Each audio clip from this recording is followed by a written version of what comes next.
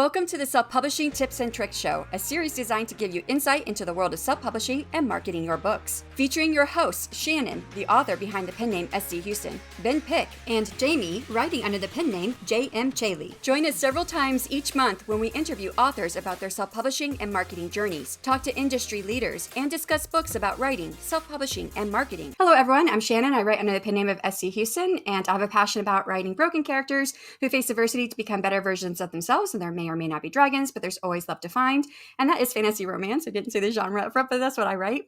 Today is the first episode of season 6, and welcome to this new episode because today Ben and I get to introduce our new co-host, Jamie, writing under the pen name of J.M. Celi. We'll interview him to learn more about his publishing and marketing journey so far, and we're going to talk about our 2025 goals for our writing and author business, and maybe do a 2024 recap, depends on if we've got the time. But our main business today is talking to Jamie and then talking about what we have coming up. So, but before we introduce Jamie to the podcast, Ben, what's new? What's going on in your life? And what's really great is that we're actually recording this really close to the time that it's going to come out. It's right about a month. So yeah, usually we have to guess like 6 months in advance of right? where we're going to be. Honestly, right now I don't have a whole lot going on. I'm trying to write. The best I can do is write once a week. So I'm going at a snail's pace for writing my 4th novel. I submitted for a few in-person events in 2025. So hopefully I'll get those, and I'll just sort of take it from there, take it one day at a time, try and figure out a way to get work to not be bogging down my my time and my brain power so much, so that way I can sort of get back into more steady writing like I used to. I always admire people who are working full-time and writing, because that was very, very hard for me to do in most cases. When I did admin in the Army, and then when I left the military and I got my degree, and then I worked for the Marine Corps for a little bit before I went on to my advanced degree, I did admin. Now, admin is super, super easy for me. So I could get everything done in the morning and then have the rest of the afternoon. And I'd just sit there. All I had to do was answer any phone calls came through, answer any emails came through. The rest of the time I would write. But when I was teaching, which I taught for almost a decade, yes, when you're helping other people be better writers, it's hard to write yourself. But in any job that's all encompassing, like what you're doing. Well, that's the thing, is it used to be so much easier because it was just myself. It was so easy. I would go in, get my head down on the computer, do all the work, be done with the day, and then just sort of shut off my brain for all the work stuff. But now, I mean, it's kind of admin. So I'm doing more managerial stuff as well. So it's managing plus doing my regular work stuff. And so that's kind of adding to the workload and adding to the time needed. So Yeah. and adding to the pressure too, because I didn't really care when it was just me, but now I have a team. That's stress. So. Yeah. Well, I mean, congrats on the managerial position, but at the same time, I know it's taken away from your writing, but it'll still be there for you. I know, and, even though it's going slow, you are still making progress. Yeah. I've actually done a lot this year. I mean, I don't know if we'll get to a recap or not, but my goal was to hit 400,000 words, and it was based off of my first time of logging everything that I was writing all throughout the year last year, and I wrote 314,666 words. So I thought 400,000 was a good number to shoot for, and I'm just over 768,000 words. So I do not have a full-time day job. I do not have a day job. I do not have a job at all. So totally different situation for other people. Yeah, it's like 2,000 words a day. You're doing your own, NaNoWriMo every month. Yeah, I guess so. But I mean, there's some months I definitely wrote more. And I think it helps that I think about things for a really long time ahead before I write. So the current series I'm writing on, the first 3 books are non-linear. There were 3 brothers. And I've been thinking about book 3 since I started thinking about book 1, because since they're non-linear, their stories cross over. I have to make sure that their timelines all match. So when I was preparing for book 1, it took me a long time to prepare because I had to make sure that it was crossing over with the other 2 stories and it was going to make sense for their stories. And so I was kind of actually sort of a little bit writing their stories at the same time, but just little pieces here and there, just to make sure that it made sense. So now here I am 2.5 years later, writing the 3rd book, which has been in my head for over 2 years, versus the first book, which I was only thinking about for like 9-10 months. So I wrote the first 55,000 words in 8 days. So I've got act 1 done of that book already because it's been here forever. So it came out just like this. Yeah. So that helps, I think, on that respect. All right. So news for me. We're in December. I'm about to go on my month-long vacation. Looking forward to it. I've done this for the last 2 years. Yes. And it's done a lot to refresh me. I have been really burnt out again here at the end of this year. I was burnt out last year. I did not realize I was in burnout phase last year. Looking back, I see that I was, and it was much worse last year. I think I've done better taking care of me this year, but I still need to figure out how to tweak things a little bit where I'm not in this same position at the end of year next year. So So there's that. And we were talking about, my Kickstarter. So my Kickstarter for my next book will be going at the end of February. It's going to be the last Tuesday. I haven't actually looked at the calendar to see what it is. I just know it's Tuesday because Tuesday's the best day to launch a Kickstarter. It's the 25th of February. So so that's Tuesday's the best day to launch a Kickstarter. And then March is one of the best months to do a Kickstarter. So I'm going to do it for 17 days going over into March. And I want to start it in February because it is the month of love and I write fantasy romance. So it kind of goes. But so I am looking forward to that Kickstarter. Started on my third book, and so good things. We'll see how it goes. And then we have the AuthorTube Writing Conference, the fourth one that we're gearing up for. We've already had a lot of people apply, so I'm really, really happy. And we've had some great people who I never reached out to in the past, who would probably be people I would reach out to be like special guest speakers, but I don't want to have too many special guest speakers because every slot that they have takes away 3 slots from guest speakers. So I want to have as many guest speakers as we can to give them those slots. But I thought, you know what, even though I can't invite them to be a special guest speaker, I'll just send them an invite. And a few of them have applied to be a guest speaker. So I'm like, wow, this is cool. So yeah, I'm really excited. So that's news for me. Alrighty. So now let's talk about our new co-host. So this is like our big news here on the podcast. Again, we are very sad to see Morgan go. And I don't know if you could tell in the video, I was crying. And even when we got off of the video, I couldn't stick around. I was like, usually we stick around for like a few minutes to talk afterward. And I was like, sorry, Ben, Morgan, I gotta go. Because I was like tearing. I was about to start bawling there. So I had to go. But I am also excited to bring on our new co-host, Jamie. And he is someone that both Ben and I have known for a couple of years. He is in the AuthorTube community, which for those who may or may not know what AuthorTube is, it's just a subsection of YouTube that's comprised of writers and authors on YouTube.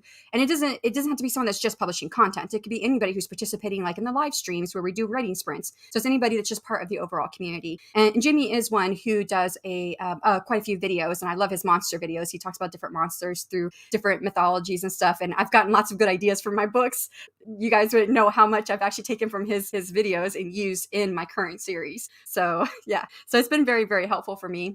So we really appreciate Jamie, and we were very, very happy to have him a part of the team. So now let me read his bio. J.M. Celi is the author of the Unlife of Lisa Cooper series, The Vampires of 1863, and multiple short stories in that universe. He is the author of urban fantasy and high fantasy fiction. Born and raised in southern New England, he enjoys spending time with his wife and joking around with his son. His hobbies include adventuring with his pugs, playing his ukulele, and snorkeling with cuttlefish. I want to know how that one works.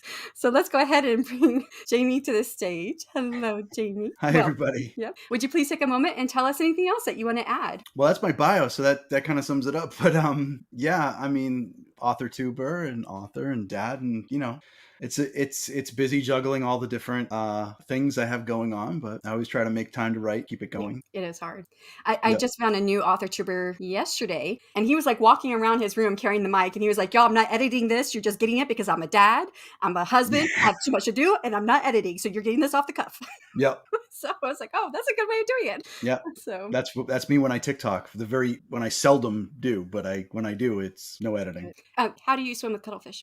Well, hopefully there's cuttlefish when you go in the water. So you're not like the cuttlefish whisperer or anything like that? Yeah, they're like little squid, and they travel in schools, and they get frightened, unfortunately. Like, I don't want to scare any fish, but when they do, they turn all these different colors as they're swimming around. So there's like this beautiful shimmering rainbow of little squid that just, and if you can find them, they're really amazing. I think I've dissected one. Oh.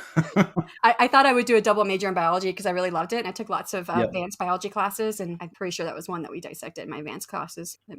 All right. So can you tell us a little bit about yourself, your writing journey, and how you got into self-publishing? Yeah, it's funny because I actually really didn't start the craft of writing. I mean, I messed around a little bit, but I didn't get serious with writing until my 40s. Which, was later on. Most people have these origin stories of like, I've been writing ever since I was 7 years old. And that wasn't me. I mean, I tried different ways to get my stories told. Like, I tried comic books, and I have 2 comic books that I finished, but it takes years and years for me to get a comic book done. It's just, I'm very lazy when it comes to it. You draw it yourself or animate it or whatever? Yeah, I draw it myself. So it's grueling. So it's not something that I stuck with. And for me, and I love comic books, believe me, but it was a tedious way for me to tell stories because I'm like, geez, I have this whole story in my head. It's going to take 20 issues to get this done, which is like 70 years for me, so it just wasn't sustainable. So I ended up getting into writing. And I actually started off on the traditional path. And while I was querying, I was experimenting with Amazon's Kindle Vella platform. And that sort of kicked off my self-publishing career. What inspired the Lisa Cooper vampire series that you're currently working on? And was there a specific idea or moment that sparked the story? Yeah, Lisa was a role-playing game character from this role-playing game called Vampire the Masquerade from the 90s. So she's been in my head for like 30 years. And I think with Lisa, everyone in that setting was like these dark brooding, I'm a vampire, I have my black trench coat, I'm sitting in the darkness, it's probably raining, I have a katana for some reason. And everyone was like these brooding edgelords, like every player that was playing a vampire in this game that I was playing with. And I thought, I want to make a vampire who's kind, who has compassion, who has humanity, that's holding on to the remnants of the woman that she was in life. And that was always her shtick. This whole world of like all these nasty vampires. I'm like, well, what if I played someone that was just, probably what I would be if I ever got cursed like that? I'd try to hold on to who I was. And I thought that was a much more compelling story. So when I needed something to write about, when I decided to dabble in Kindle Vella, she was an easy place to go to because I just have 30 years of stuff in my head, that I could draw on. And I think that when we talked about this, or you talked about it on your channel, or maybe we talked about it in one of your chats, that it was a very specific reason why you chose the gender as well, to be female versus male. Yeah, I mean, I think if I remember right, I think you said something about that you wanted to twist the trope or stereotype a little bit about the vampires. I did. And a lot of it has to do too. Well, I wanted to do that because I wanted to kind of show, like, I don't know, for some reason, vampires tend to always be dudes in fantasy fiction. So I wanted to show a female vampire. Now, of course, one of the earliest and most famous female vampires is Carmilla. But there's not a lot of, the Celine from Underworld, but there's not like a long list of like female vampire protagonists. The other thing is, as someone that grew up in the 70s and 80s, all my action heroes were dudes, right? Whether it's David Carradine or Arnold Schwarzenegger or Sylvester Stallone, all the action heroes were men. And it wasn't until like Xena, the warrior princess, that I was like, hey, like, it's a woman who's defeating bad guys, and she doesn't need anyone's help to do it. This is excellent. And I think there's a part of me that always yearns to fill that gap that I was missing as a younger, as a kid or a teenager, that was like, where are all the women who are kicking butt, So you write what you want to read, right? Yeah. And I think you were kind of probably in my subconscious when I came up with the origin story of my vampire, because it ended up being a female. And then cool. I remember thinking about you and the female vampire and what you had told me a couple of years ago. And I was like, that might be where I got it from. So cool. A little more of an influence there. So, So how do you balance writing about vampires with putting your own unique twists on the genre? And I know you've kind of given us a little bit, but I don't know if there was anything more you could add. It's funny. I did add a little bit of my own twist to vampires, but really, by and large, I didn't change all that much. I mean, people that like vampires, including myself, like vampires, right? So that's the things that we love about vampires are all the things that I want to keep. We like that they burn in the sun. We like that they have to drink blood. We like that they can gaze into your eyes and charm you. Maybe they turn into a bat or a wolf and they have all these powers that we expect them to have. And the minute you start screwing with that formula, I think you might start losing people. I think that's why books like Twilight aren't really that popular with people that like vampires. They're for a different demographic. So when I set out to write a vampire, and I like vampires, I wanted my vampire to be a vampire. So the things that I brought to the table to make it my own were sort of how the curse affects her. So like with vampires, the more you lose your soul or your humanity, however you want to look at it, your skin begins to pale to the point where if you go too deeply, your skin will rot. So you basically become more dead the more you lose yourself to the curse. I also played around with the origins of vampires, and I went Irish because there's a lot of vampire history and lore in Ireland, including some tales of the supposed very first vampire and all this kind of stuff that dates back to this old Irish king.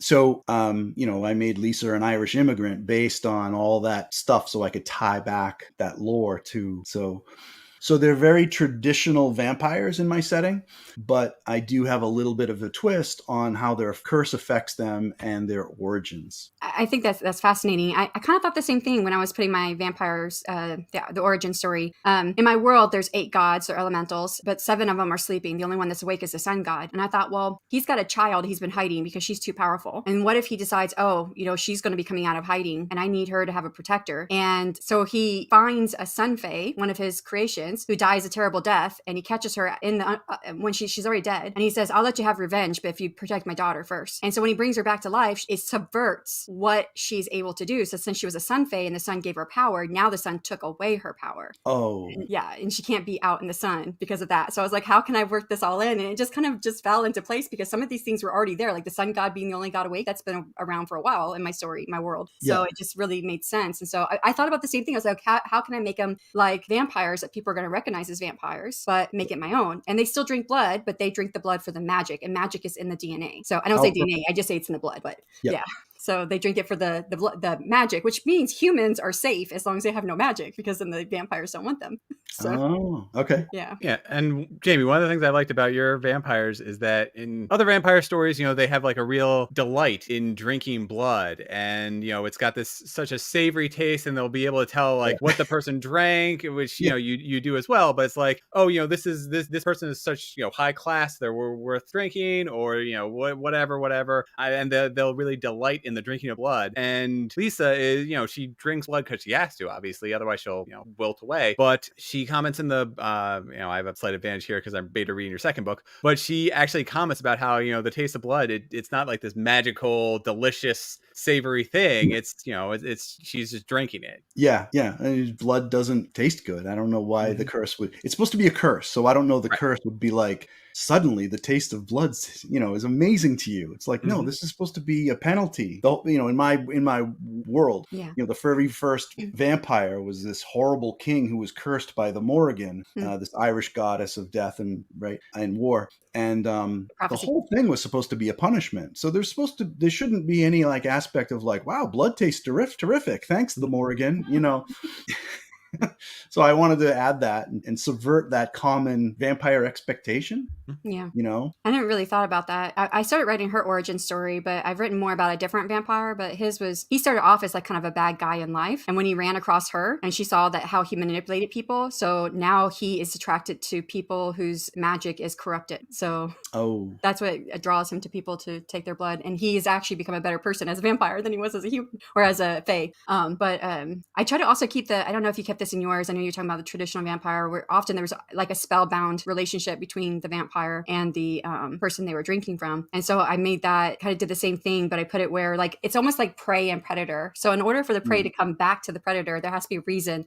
And so I went off of this idea of like, the dopamine hits and pleasure centers have done all these research on it. Like they gave people like a button to push, and it would, they had to sit in a room, do nothing, and then push the button to shock themselves. And people did it because they needed that stimulation. They needed something. And well, they also did that with the pleasure button as well. Like they hit it and would stimulate the pleasure centers in the brain, and it made them keep doing it. Well, this was they did it with, was it mice or rats or something? And they died. They died because they had too much pleasure.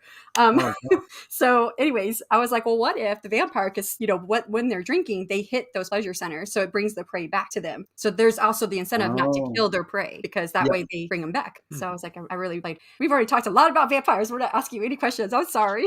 No, it's good. I'm here fine to talk about vampires.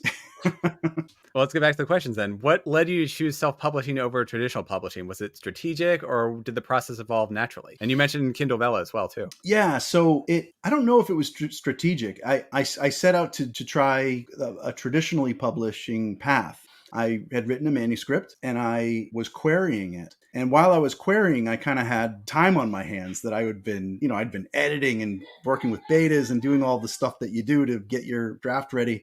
And suddenly I was like, I got nothing to do. I started working a little bit on my sequel for the book I was trying to get traditionally published. But there was this new, it was about a year old at the time, platform called Kindle Vella that looked interesting. And I thought, I'm going to mess around with this just for fun, just to get myself out there. And that was The Unlife of Lisa Cooper, installed in little episodes on this platform. And not only did I enjoy the heck out of it, but I ended up making money, and the series kind of took off. It enjoyed a little bit of success. It got into like the top faves. It got crowned, as they say, and I started building a following. People were like, sending me messages and stuff. Oh my God, I love Lisa. And so I think my self-publishing path took off because Lisa took off. And I thought, well, I want to keep doing this. And then I segued to books because Kindle Vella is not available outside of the United States. So I said, well, if I'm going to stick with Lisa, I got to do this outside of Kindle Vella and have a wider distribution. So that's what I did. And just a note, Kindle Vella is going away. Authors can no longer put any Kindle Vellas up there. And I think that the platform is closing down in February. February, yes. Yeah. Yep. So for anyone who's hearing this for the first time and you're wondering, oh, what's this Kindle Vella? Just know it has gone away. So. Yeah. Oh, and I did want to say, when you said you started this thing later in life, like your 40s, like I've been writing since I was young, but I didn't actually start pursuing publishing. And I published my first book, I was 41. So, okay. Yeah. So, yeah, we're right there. Even if I've been writing for a while, it doesn't matter. All right. So what has been the most challenging aspect of self-publishing, and what's the one thing you wish you hadn't had to learn the hard way? Well, marketing's always tough, but if I had to pick the most challenging thing, for me, it would be growing my author platform and attracting new readers. And I've certainly grown a little bit of a following through social media, depending on what platform it is. My YouTube channel was a lot smaller a year ago or 2 years ago, right? My Facebook follows have been less. It's been a slow and steady climb as I attract more followers, and I love them all. But I haven't unlocked some secret to figure out how to go viral or, bring like masses of people to whatever platform I may be on. And that's been challenge is how to inject some growth into my platform. I would say, I know we hear about the people who go viral, and I bet that percentage is so small compared to the number of people who are actually publishing. Yeah. And then I think there are definitely some cons to going viral, because you'll have that instant success, but it does not mean you can actually replicate it again. So you might have like this really, really big high and then write your next book and it doesn't do as well. And, and so I think that slow and steady growth is like the best for mental health. That's my thought anyways. But it could be anything, like not necessarily like, believe me, I would love it if The Unlife of Lisa Cooper went viral and suddenly people are reading it like crazy. But even if it was like a particular YouTube video that took off and then suddenly drew a lot of subscribes and attention. So like a funny example is my most watched YouTube video with the most views is I do these things sometimes called weapon spotlights, where I talk about different weapons that we see in fantasy fiction and stuff like that. Well, I did a parody of a weapon spotlight on April Fool's Day a couple of years ago on the yo-yo. And that video has thousands of views. And I'm like, I can't replicate that because that's not what my channel is about. It was a joke. It was like a one-time thing. And you wouldn't really want to, because you're not trying to pull people to your channel because you do these parodies all the time. That's not what your brand is. It was a gag, for the people that watch the videos. And, sometimes I'm talking about swords or halberds or axes and stuff. And then suddenly I'm like yo-yos, and that was the joke. And it went for my channel. I mean, it doesn't have like hundreds of thousands of views, but it has some thousands of views or whatever, how many it is up to now. But I was like, what happened? I can't replicate that on the stuff that that's germane to my replicate it with something that would actually be for your brand. Right, exactly. What's been the most rewarding part of your self-publishing journey so far? Oh, hands down, that has to be whenever I hear from a reader who has enjoyed what I wrote. I mean, that's the most rewarding. I mean, that's why I do what I do. And that's the absolute best. If someone sends me a DM or just an email or anything like that, I mean, it's like, hey, where's your next book? Oh my God. Yeah. I mean, that's the best. Yeah. No question. Agreed. So we know you started your publishing life on Kindle Vella with that going away. And I know you've already said you kind of put that into a book format, but what are your possibly other publishing plans that you see for yourself? Well, I'm sticking with novels from here on out. I mean, Kindle Vella was fun for the time that it was. And I actually got out of Kindle Vella before Amazon decided to nuke it, which is too bad. I mean, for what it was, the platform was kind of neat. So when you say your novels, your publishing plan now is publishing novels on retailer platforms. Have you thought about any other serial platforms? No. Okay. No. And there's nothing against that. It's just that storytelling in a serialized format is different than telling a story in a novel. In a novel, Kindle, you have the luxury of reading as much as you care to in a sitting. You can read it from the whole thing if you want to, right? With a serial, it's almost like television, like linear television, like, tune in next week for the next episode, and I got to hold your attention for that next installment. And the writing is different, the way I end an episode and keep you wanting to click again next week, so I enjoy writing novels because there's a little bit less pressure from that.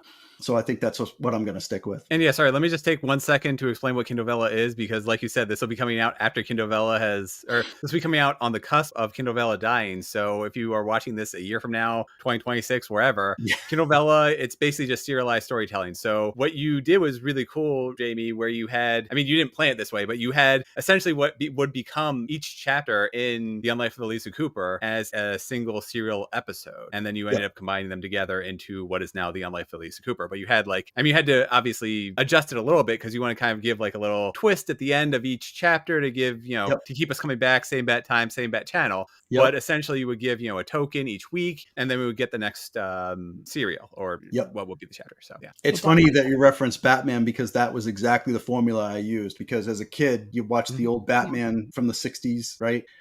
With Adam West, and they would end on a cliffhanger every single time. But the beginning of the next episode solved that problem and then introduced a new problem and then left you on a cliffhanger. So I literally did that with every single episode. And it wasn't I hope it wasn't. I tried not to make it as heavy-handed as what the Batman series was. So sometimes it would be a problem. Lisa would kind of either she'd figure it out or it would get worse by the end of that episode. And the end of the episode would end with some sort of a question or a dilemma or some kind of a danger. And then it would move on to the next one. So you had these kind of story beats through each one. And then on top of that, there were story arcs. So I'd have a larger problem that would be introduced, and then it would get solved like 9 episodes later. And then I'd introduce a new problem, and that would take maybe 10 episodes or so. So it worked like television is how I wrote it, because I was dealing with a serialized format, and it was fun, but it was a lot of work to plan all that out. But with a novel, it's more structured, like, Saves the Cat or Story Genius or some of these other more story beats that I think people are used to. But I would say there's a gentleman, and I think we've talked about it here on the podcast. Like, I've brought it up before, and I think I said the author who wrote it. He's a screenwriter, and he says this would be a really good thing also to do with novels. You don't necessarily have to do it with every chapter, but I think what you're talking about is the model of when you start a chapter, you enter the scene late, and when you leave that chapter, you leave it early. Yeah. He says that's what screenwriting does, and they said that works really well even in novels, because that hooks people to read the next chapter. Yeah, that's a brilliant way to look at it, because you're I'm giving you a taste of what's coming, but then I cut you off. Yeah. And then when you start the next chapter, it's already into the problem. So you're starting it late. You're coming into it late. But it's getting solved. And then you're leaving before the next problem is even solved. So you're leaving early. So you come late and you leave early. So yeah. So I've not done that for every chapter, because I think it could be exhausting to do that for every chapter for a reader to read in a novel. But I do think about it and intentionally use it in some chapters. Yeah. I mean, I had some, I call them like quiet episodes, where just things are kind of like sweet. She has time to like reflect, and I hope the cozy didn't like stall readers out and keep them coming back for more, because I knew I didn't want to, because in the back of my mind I'm thinking this is going to wind up in an anthology and someone's going to have this in a physical book, and I don't want to sit there and like go up like bang bang bang bang bang for 40 episodes, which I don't do. So I had to temper that with these sort of like reflective moments and cozy moments where there's a dog in the story. So that was very easy for me to kind of have some sweetness involved in all the hectic and mayhem, But yeah, it was like television, honestly. Yeah, I think what you're talking about, that's definitely needed. I think someone calls that like scene and sequel. So you have like the scene, that's where your action stuff happening. Sequels when the character's thinking about what just happened and making a plan for what's going to happen next. So you're kind of getting these lulls. Yep. If you could only pass one thing to aspiring self-published writers, what's your best publishing tip or trick? I'd say go easy on yourself. If you're starting out, you're gonna make some mistakes. And you need to be able to cut yourself some slack and dust yourself off and know that that's just part of it. You're going to make mistakes, and that's okay. You need to forgive yourself. I mean, a lot of my channel is about my writing journey that I'm writing after the fact. Like, I just submitted my book to the Library of Congress and here's what I did. And I'll tell you in my YouTube videos what I did wrong. because I'm hoping that, if you're following my channel, you can avoid the same mistakes that I've made. But I've made them, and I'm still here and I'm still writing, and that's okay, because I forgive myself. You may discover mistakes that I haven't, and that's okay. But yeah, that would be my advice, is to just cut yourself some slack and know that you're going to make mistakes, and that's okay. I would love to add a caveat to that, just because this just happened. So DL Tillery is someone we've had on the channel before. She was actually in our first season, and she had talked about her debut, Cagliostro, which I have now. It just came out. It was a Kickstarter book, but now she has on retailer platforms. And so the caveat that I want to add is that she did everything she was supposed to do, got it up on Amazon. She even got an author copy in the mail. And then the day before it was supposed to go live, they said, "Oh, the files are not working," and her book did not publish when it was supposed to. And she's like, "How did I get an author copy if this had not been approved? Why did you backtrack and take the approval away?" So sometimes it's not us making the mistakes. We do everything we can, but we do have to rely on these distributors and retailer platforms to do their part in order for our stuff to work. And if it doesn't happen, she had the best attitude about it as possible that you could have for your debut novel, not having the ebook out or the paperback out the day that you tell everyone you're going to have it out, So yeah, wow, yeah, but that's a good caveat too, because these folks, these distributors and printers that we count on, sometimes they make mistakes too. Yeah. And you need to roll with the punches. Yeah. And this is what she did. She's like, "Well, it's up there now." So it was a few days later. Now it's up there. I felt really, really bad for her. I was like, wow, I would not want that for my debut novel, but she had a really great attitude. But you just have to remember, it's not always you. It's sometimes the distributors and retailers and stuff. So yeah. All right. So we've asked you some publishing questions, got into a little bit of your writing, but now we want to ask you about your platform, which you've already mentioned. You have a platform on YouTube. We know you as an author tuber creating fantasy content. So how does your YouTube channel intertwine with your writing, and has it influenced your writing journey in any way? Yeah, my channel is largely about my writing journey. I do other things. I know you mentioned my creature spotlights that I do, and I talk about fantasy fiction, like topics in fantasy fiction. Like I might talk about mythology and different types of weapons. I did a weapon spotlight on shillelaghs. But a lot of the other part of my YouTube channel is talking about publishing and my own writing journey. I write it sort of after the fact. Like I don't know that I'd feel comfortable doing a video on something that I haven't actually done. Like, here's how you do this thing in the publishing world, and I've never done it. I'm just telling you what to do, and I don't think I'd feel comfortable doing that. I'd have to do it myself and then let you know how it went. And all the good and the bad, like, here's where I screwed up. I should have done this, So yeah, I'm a fantasy fiction author. I'm self-published. So my YouTube channel is about self-publishing and fantasy fiction.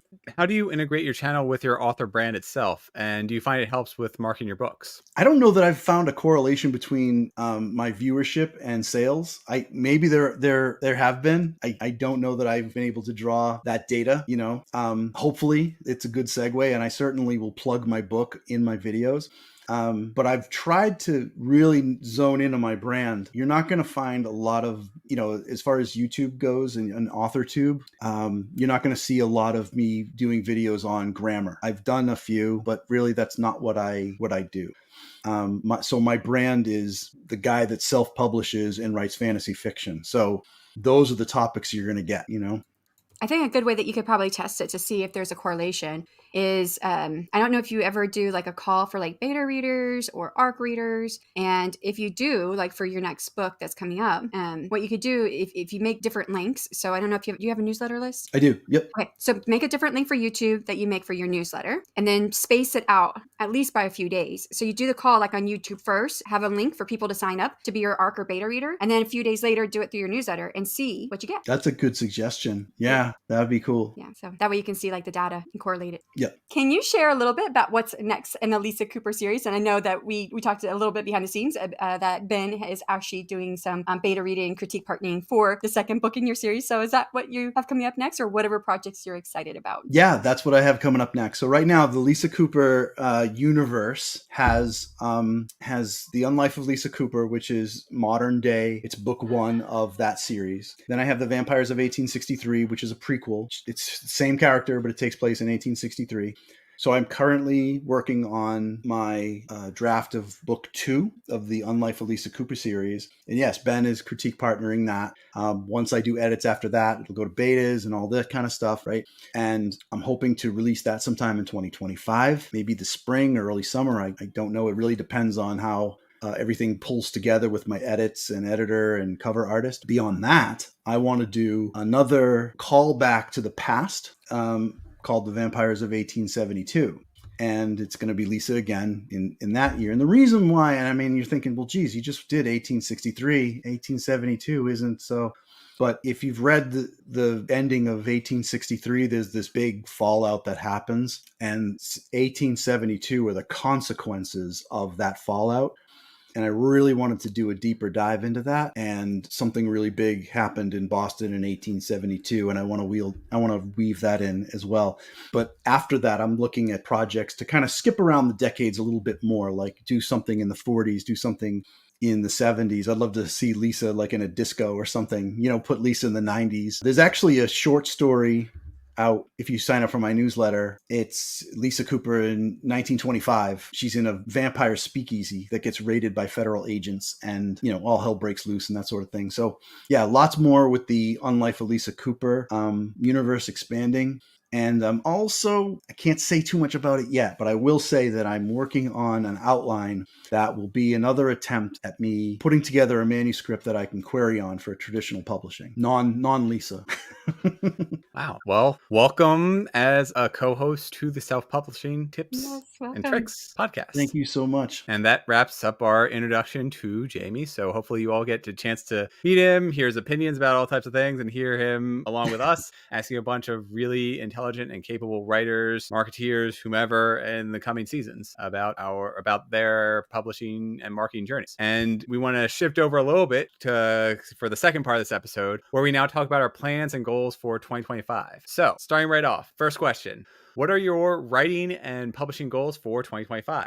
Are there specific milestones or projects you're working toward? Well, I'm going to be writing and editing the sequel to The Unlife of Lisa Cooper, and looking to have that released in 2025, and then begin some serious outlining and drafting on my next novella, which would be The Vampires of 1872. Oh, awesome. Okay, so I like to think about it in the ways of the author. So WAYS is an acronym, W for writing. So I'm going to probably set my writing goal for, I think I'm going to do 700,000, because I hit 768,000 this year so far. But I am going to be running a Kickstarter, maybe two, but I doubt I'll get the second one. But I'm definitely doing one, and I didn't do a Kickstarter this year, so I'm definitely going to have a less bit of time to write that much. So for writing, I think I'm going to set my goal at 700,000. For A is authoring. So that is what the projects that I hope to hit. And so the first Kickstarter, that's all done. The works are done. I have a novella that's going to be part of that Kickstarter. That's going to be going to a paid editor here soon. And then the novel is just finishing up a second round of beta readers. I also hired a developmental editor who went through the first few chapters to make sure it was good. And so I'll be incorporating that feedback and then sending it off to the actual proofreader editor in January. So that's going to be done. I've already started on the third book in the series, which will be the next Kickstarter. So my goal is to get that done next year. And then part of that Kickstarter, I went to offer, because I always offer like a novella or something to go along with the Kickstarter. But the first one, I offered a prequel novella to the series. For this one, I'm offering a novella that is set in the same world that has some of the same characters. And then for the third one, there's my vampire, and I've started writing her vampire origin story. So I want to get that book done, and it might be a duology. I don't know yet. I have like a long story in my head. And it's going to be a very, very dark fantasy. Wow. Romance. It's going to be darker than anything I've written. And at the end, he dies, she dies, but it all ends up okay. So I can say that much. Spoilers. Yes. I always know beginnings and endings of my stories. I just don't know what happens in the middle. So I know that they both die, the romantic couple, but they do end up together. So it's just, you'll have to read it to know what happens. So I want to get that written. So those are my main things I want to get done. All right. So why is YouTubing? I'm just hoping to continue to doing my sprints, and of course the authortube writing conference and the podcast, because this podcast does publish on YouTube as well as other places. And then the last one is self-care. This year I told myself my goal was 8 weeks. I couldn't get 8 weeks in. I did get 7. So I think I'm just going to stick with 7 weeks of self-care and continue that, because I do work, I will work myself to death. If I took things off my plate, I just put more stuff on it, because I would just keep working. So I have to make myself take a break in order to get a break. So those are my goals for 2025. But I'm going to, sorry, Ben. I'm in a Discord group that's it was made from Ream, which is a serialized platform, but you don't have to just do serials there. And I was part of a mastermind group that was created from Ream, and then we've moved away from Ream, and we have our own platform now on Discord. We're called the Gold Bugs, and so we're all talking about all these different things. And this one gal said, "I want to do 25 and 25, and 20. I want to do 25 in 2025." And I'm like, "What do you mean?" She's like, "25 publishing projects." I mean, like, start? No, I'm going to have 25 projects. I'm going to start and get close to publishing. I'm like, there's no way I could do that many. Wow. And so I was mentioning that today in my chat and someone else's chat because Devin, who's one of my partners for the authortube writing conference, she says, "I think I could do 25 in 2025. I'm like, no, I know I couldn't. Not with everything I do. And then someone said, "Well, why don't you do 25 goals in 2025? I was like, "Oh, I should do that." So I'm going to have a video come out on my channel, 25 goals. So that's going to be my 25 in 2025 that I'm going to come up with. Wow, that is incredibly ambitious, both the 25 and 25 and just having 25 different goals. Yes. I know that I will not get finished with my current work in progress. I'm about 25,000 words in. I'm love to get another 50,000 added to it. And even that will still be short for where I want to ultimately be with the story. So maybe 2026, I can get this thing published, but it's going to take me a while to get there. I think I started writing it this year, so it's not the worst thing ever. Well, you took 10 years for the first book, right? Yeah. Well, yes, more than that. But I was at like a good pace of 2 years between books 2 and then book 3 was a year and a half. So I was like really, really shortening down, and now I'm sort of life. Let's see, YouTube. So I'm kind of pulling back with YouTube, and I'm actually using that to work on my writing. I've switched from my regular writing advice to hosting weekly sprints, and that is a time where I explicitly sit aside and get maybe 500 to 1,000 words written for my novel, and then I spend the rest of the week kind of like editing that and refining it, and then prepping for the next week. And then self-care, that's just not an option. It's really funny. I have the last week of the year on time off, but the way that the project is lined up, I'm either going to have to like scramble on the day before I leave to just push,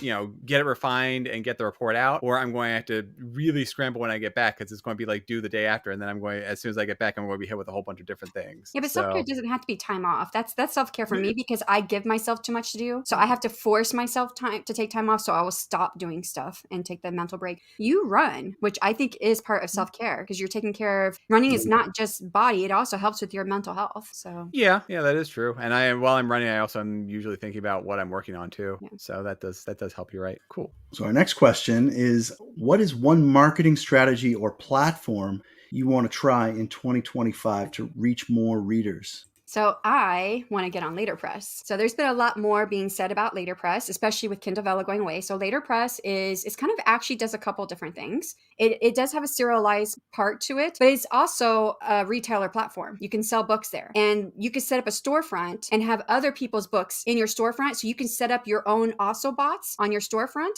And if people buy those also bots, you get a percentage. So it's like almost like affiliate marketing, but without actually being affiliate, like it's on your storefront.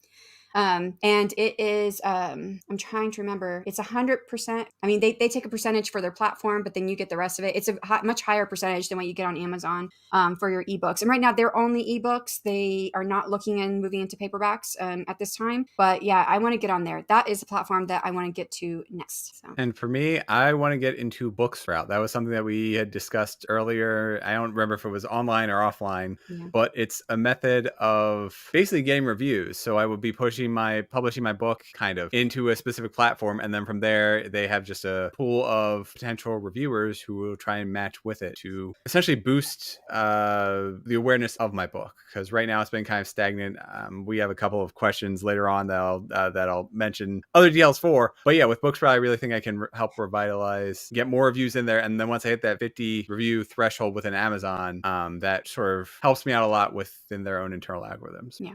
And I'm always so gun shy about different platforms. I've looked at a bunch of stuff, but I haven't pulled the trigger on really anything. But I have resolved in 2025 to take a closer look at BookBub and BookFunnel and what they're able to do. Yeah, I don't know. I have bad news for you about that one and one of our later questions. Okay, well then good, because this is the stuff that terrifies me. You know what I mean? Like, I putting myself out there and spending a lot of money, and Yeah, like I I've was never tried looking. BookBug ads, but I've heard that they're the hardest ones to do, the BookBug Yes. ads. Yeah. Sorry. Oh, It's not are one of the they? questions. I thought we had something else in there. I misread it. But yeah, I've gotten zero success with BookBub. I've tried it twice now Um, and spent over a couple $100 now. I was I looking at Book Award Pro as well. Yes, Dale, I know. he's got a discount and he's pushing it, and I'm like, I want to try it. They even have a free plan that, just to get an award on my book would be cool to be able to say the It's award-winning book. it's from Dale that I really started to look at it, Oh, okay. and I did, and I'm looking at it and I'm thinking just to submit my book is like $200, and I'm like, okay, how much of a budget do I want to put into this? So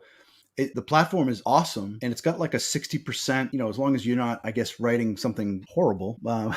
If you got a decent book, you've got a decent shot at getting an award.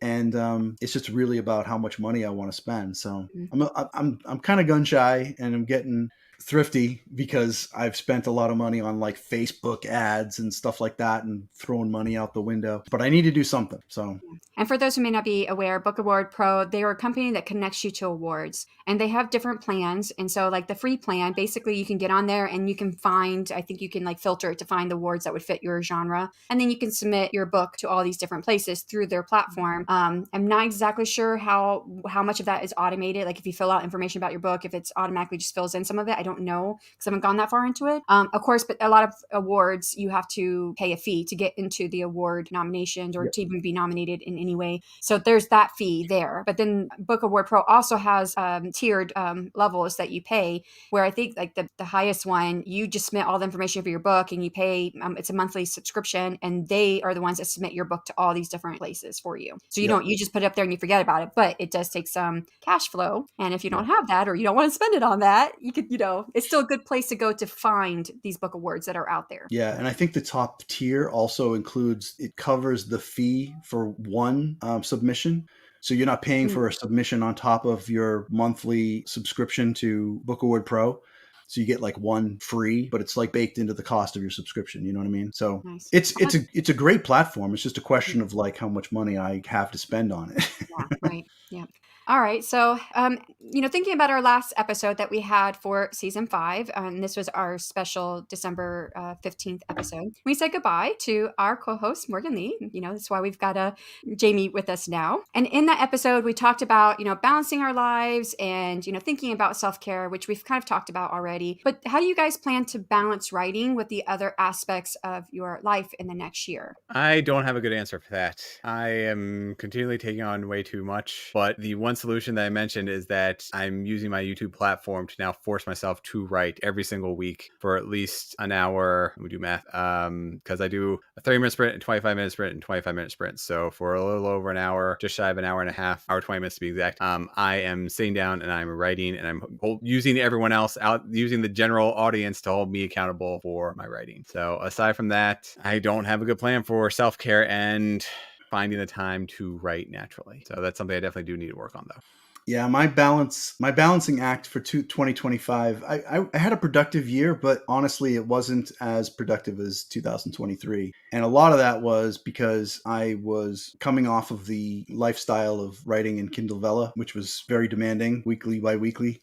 And I kind of got into this mentality of just, don't put all this pressure on yourself. You don't have to write every day. And I think what I did was I fell into this sort of bad habit of I don't have to write. And I didn't get the word counts for my sequel that I needed to in the time that I wanted to. So I'd go through like months and I'd be like, wow, I wrote 1,500 words this month. And it was, not where I wanted to be. So I think for 2025, I need to find some sort of hybrid where I'm not beating myself up, but I'm also not lounging around. I gotta be a lot more productive and figure out a way to have like dedicated writing time. Maybe I join sprints. Sprints are hard because I gotta find one that is held when I'm actually free. Like when Monday I nights have at 6 time. p.m. I know, and I catch your stuff like sometimes after the fact, but it's not. Yeah. It's like if someone could do one that starts at like 10 p.m. like like when my wife's gone to bed, and I just have like my own time in front of the computer. There's an That would be authortuber spreadsheet. Do you know about the authortuber spreadsheet? no. Okay, well, I'll have to share it with you, and I'll put it in the Okay. show notes here. We've put it in the show notes a few times, but the AuthorTuber spreadsheet, and actually I have two. I have one that's updated and maintained by AuthorTubers, but there's some booktubers on there. And then I have another one that is updated and maintained by booktubers, but there's some AuthorTubers on there. But basically, when you go in there day by day, you can see like every hour of the day, 24 hours, there's somebody sprinting. And so you can Oh, go just click on the link and go to their sprint. that's amazing. Okay. Yeah. Yeah, that's what I need is like a late night writing session because I that's have when to get there I'm if you were at night, but there's some people like there's a gal I think in Australia, when she's sprinting, it's her morning and it's like our night or something like that. Yep. So Oh, perfect. yeah, I don't think she Yeah. goes every day though. Okay, so for me, so I don't know if any of this would be helpful. What I have to say, JM, how I've gone about it, because I also needed a couple years ago. I felt like it was 2022. I didn't write as much as I wanted. I wrote one book that year. That was it, and I felt like, well, I didn't get as much done as I wanted to get done, and I was putting regular content on my YouTube channel. The AuthorTube Writing Conference. It was this first year. We had the podcast. There was just so much happening. That was the first year of the podcast actually, and then we did an episode every 2 weeks, or twice a month as when we did episodes, and every month of the year. So it was 24 episodes. And so at the end of the year, when I got to the end of the year, I was like, I'm not happy where I'm at. So what can I do to change this and find a happy medium? And that's when I decided last year, starting the beginning of the year, January 1st, I'm going to track all of my writing because my goal is to write more. I'm doing all of this because I want to be a writer. I don't want to be a YouTuber. It's great that I can make money from it if I can, but I didn't do this to become a YouTuber or become a podcaster. I started this lifestyle because I wanted to be a writer. I don't have trouble writing. I have trouble putting too much on my plate. So my other commitments will take over. So I'd actually got with Ben and Morgan at the end of that first year of our podcast. I was like, guys, I don't want to do this podcast like this, how we've been doing. I want to cut it back because I want more time for writing. And that's when we went down to 2 seasons of doing episodes instead of the whole year. So that's how that happened. And then I decided at that time, you know what? I'm not doing any more like scheduled videos on my channel. I still want to do the YouTube because I like the community. I love the AuthorTube community. So I decided I'm doing sprints. I do writing sprints Monday through Thursday, every week, Monday through Thursday that I'm there, unless I'm on vacation. So I always do them. And then I'm very strict with my sprints, which I would say this for you, Ben. You will say hi to everybody who comes in while you're during your sprint. I just say upfront, guys, I have focus issues. So during a sprint, I will not be in the chat, but on my breaks, I'll catch up with you guys. And that time is only writing. Not usually though. I usually put myself on mute and then just tap away. Yeah, but you say hello in the chat. Sometimes I try not to. I do try not to. You're right. I can shut off more. Yes. And I found that I was like, I love the writing sprints. I love the community, but I found I was not actually getting much writing done. I was spending more time in the chat saying hello and then trying to refocus my energy back into writing. So then now my audience, they just know. And I have a banner that goes at the bottom. It says, we're sprinting. I'll catch up with everyone in the chat on the break. So that way my sprint time is my dedicated focus time for writing. So that really helped. And so I still didn't reach the goal. And I didn't know what goal I wanted for last year. And I went off of a written word media study. They're the ones that are Free Booksy and Bargain Booksy. They're the company that does those two promos. And they did a study with authors, both indie, traditional, just to find out things about authors. And what they found in that study, and they had lots of numbers, but the one that I pulled away from it was those who made a full-time income from writing wrote an average of 20 hours a week. So last year I thought, okay, I want to write an average of 20 hours a week. I say average. I'm not saying this is every day or every week because I do take vacations. And then there's some weeks I can definitely get more done and other weeks I can't get as much done. And last year, like I didn't write a single day in June because that was the conference. And I figured, and I came to the end of the conference thinking, this is it. I'm not doing the conference anymore because this takes too much of my time because I want to be writing. And then people were like, well, no, we'll volunteer. We'll help out. And I was like, well, if we get volunteers, we'll continue on with the conference. And we did get volunteers and they're still hanging out. So I did not meet my 20 hours last year. It was 11.33 hours is what I meant. So, but the way I look at it is this. I like goals, but if everyone's running a marathon, everyone has the same goal. That's across the finish line. It's what you do to get there that makes a difference in how successful you are. So even if you don't get to the finish line, if you are looking at what you're doing and what's working for you and what's not working for you, now you can pivot. People don't like that word, but you can pivot and figure out what can work better for you. So, and that's what I went from deciding instead of doing hours, now that I had tracked everything through the whole year of my writing, and I tracked by writing project, how long I wrote, so how many minutes, how many words did I get, and what part of the writing process. So whether brainstorming, and sometimes my brainstorming is 0 words because I sit here and just think. So brainstorming, drafting, revising, and editing. And so I can see the breakdown. And so from that, that's how I knew I had written 314,666 words last year. And I decided to just push it a little bit more to 400,000 because I knew we were getting help for the AuthorTube writing conference, and I was able to meet. This is the first year I've met my writing goal. So, but it took me 3 years to get here. Well, congratulations. That's awesome for an achievement. Yes. And also thank you for including a running metaphor in there. Yes. But while we are still focusing on goals, and this will be our last question, what's one wild card goal that feels like a stretch, but will be amazing to achieve in the next year, 2025? Jamie? For me, that would be, I would love to hit 1,000 subscribers on my YouTube channel. And like Shannon, I didn't get into this to become a YouTuber, but that is something that I want to have as a goal. And I want to use my YouTube channel to have a platform where I can talk about Lisa a little bit too. So it's sort of like advertising. So I'd love to get 1,000 subscribers. I'd love to start looking towards a path towards monetization. That would be a huge win for me. I would say that I feel for the majority of creators, not just authortubers, who are trying to get that monetization. We always think about that 1,000 subscriber goal. Almost everybody who hits it, they don't have the watch hours. So you might want to start thinking about that. Yeah. I had hit my watch hours long before I hit my subscribers because I seen that as something that was happening. And that's what also went into me deciding to do sprints every day. Now you may not have your life may not be set up where you can do sprints every day.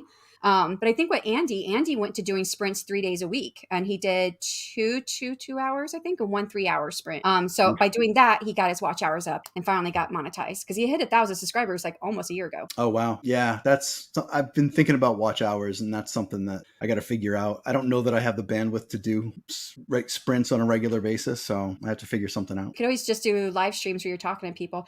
I just say I'm looking at live streams because trying to create more video content is a bit harder. Oh, yeah. You don't get as much out of it. Yep. So hard to get 3 hours out of some video content. Yep. Oh, it's my turn to answer the question. Okay, y'all. I've only told one other person about this, and this is like I feel I would love to do this. I've looked a little bit into it, just a little bit, but I don't think it's going to be something that's going to happen this next year. But if I can, I'm going to do it. Like I said, I've done some research into it. I want to, I've talked about how I have this small town that's protected by a magical guardian, and it has magic there in my world. And the town is called Nithral, which was picked by my readers on Ream. They did a poll, and all my names mean something. And I think that means like winter something. I don't remember, but I have it written down.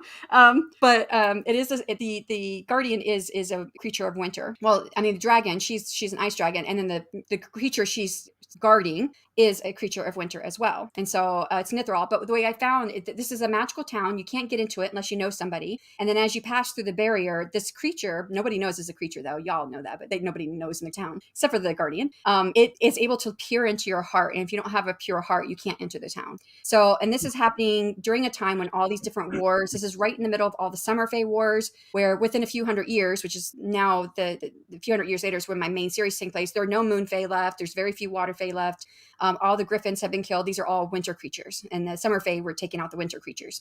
So this is a time during lots of wars, so people can come here, and so and the town is split into the seasons because I do magic. It's elemental, but split by seasons. And so I have a series of novellas that are happening in this town. I already have one done. I started the second one, and so what I would love to do, and the town's split into quadrants, and what I would love to do is do something interactive. So like you could go, Campfire kind of has something like this, but it's not exactly what I'm looking for. But like have NPCs and actual characters from the novellas, and then people when they join my team, then they can create their own character that I'll put into this interactive program that's online. So that's my goal. That's what I want to do. Wow, that is ambitious, and we should just Very. End the episode right there. It's a wild card goal, y'all. I don't think it's gonna happen this next year, but it is a dream of mine. That's fair. Yeah.